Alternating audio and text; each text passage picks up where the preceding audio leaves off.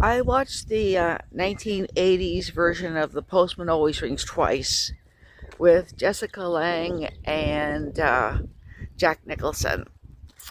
It was a pretty good movie, worthwhile movie, and but can't compare to the Lana Turner, John Garfield version in the 1940s. Okay, although it was the 1980s version was a little bit closer in some ways, to the novella, to the James M. Cain's novella, because for one thing, it had Cora, the anti-heroine, married to Nick Papadakis, a Greek immigrant. Since it was the 1980s, they could put in people with ethnic last names and immigrants, and didn't have to make everyone have British Isles names as they usually did in the 1940s, where she's married to somebody named Nick Smith. Okay, now part of the reason it couldn't compete with the 1940s version was there were two problems really with the 1980s version. First was Jack Nicholson by that time was really too old to play Frank Chambers.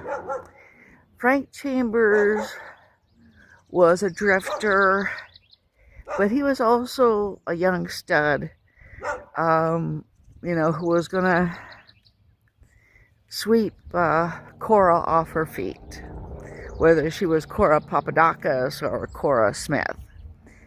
And, by that time, not that he wasn't still handsome, but he did have a distinctly receding hairline, as men are wont to do by that time.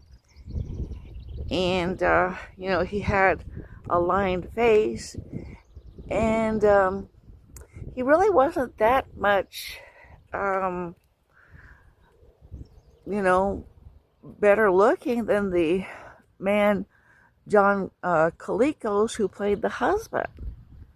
And in order for the movie to work, the man who plays Frank Chambers has to be a lot better looking and a lot younger than the man who plays the husband. Okay, the other problem was the ending that they gave the movie in this version. They gave it a very weak ending, because The Postman Always Rings Twice has to have an ending that makes sense of the title. Now, it is true, as people have pointed out, that there's no postman in The Postman Always Rings Twice. The thing about it is, the idea of ringing twice is that, you get punished for your wrongdoing eventually. And that just doesn't really come across right in the way that they ended The Postman Always Rings Twice in the second version. Okay, even with those weaknesses, it was a worthwhile film. Lana Turner, though, didn't like it, and she didn't like it largely because of the, because it was made in the 1980s.